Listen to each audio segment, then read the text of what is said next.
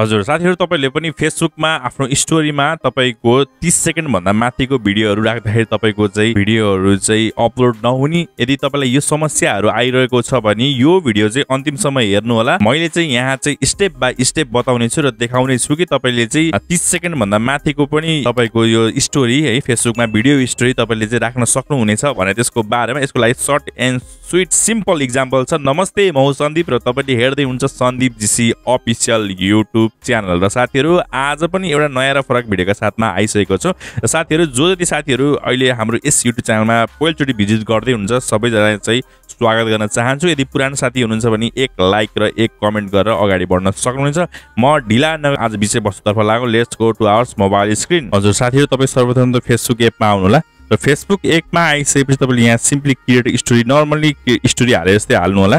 तपाईले यहाँ देखिरहनु भएको छ मैले चाहिँ मेरो यहाँ चाहिँ 1 मिनेट 47 सेकेन्डको यहाँ भिडियो राख्दाखेरि हजुर साथी तपाईहरुले यहाँ देखिरहनु भएको छ स्क्रिनमा 30 सेकेन्ड भन्दा माथिको भिडियो राख्न मिल्दैन। यदि तपाई राख्नी हो भने तपाईले यहाँ ट्रिम गर्नुपर्छ भनिएको छ। तर आज चाहिँ हामी चाहिँ 30 सेकेन्ड भन्दा माथि चाहिँ तपाईले यहाँ चाहिँ राख्न सक्नुहुन्छ है। त्यसपछि तपाई चाहिँ यहाँ चाहिँ फेसबुक मेसेन्जरमा आउनु पर्ने हुन्छ। यहाँ माथिपट्टिको आइकनमा क्लिक गर्नु होला। र साथीहरु यदि तपाईले डाउनलोड गर्नु भएको छैन भने तपाईले चाहिँ एन्ड्रोइड युजर हुनुहुन्छ भने तपाईले चाहिँ सिम्पली प्ले स्टोरमा डाउनलोड गर्नु होला। यदि तपाई चाहिँ आइफोन युजर हुनुहुन्छ भने चाहिँ तपाईले चाहिँ सिम्पली एप स्टोरमा गएर डाउनलोड गर्न सक्नुहुन्छ। त्यसपछि तपाईले कुनै पनि एउटा साथीको चाहिँ मेसेज खोल्नु होला। त्यसपछि तपाईले यहाँ चाहिँ फोटो आइकनमा क्लिक गर्नु होला।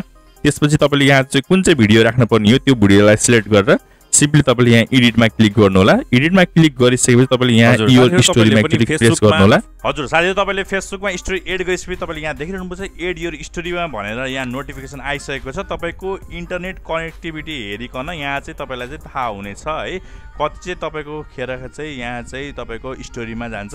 सिम्पली तपाईले यहाँ फेसबुकमा एकछिनपछि हेर्न रिफ्रेश गर्दै गर्नु होला।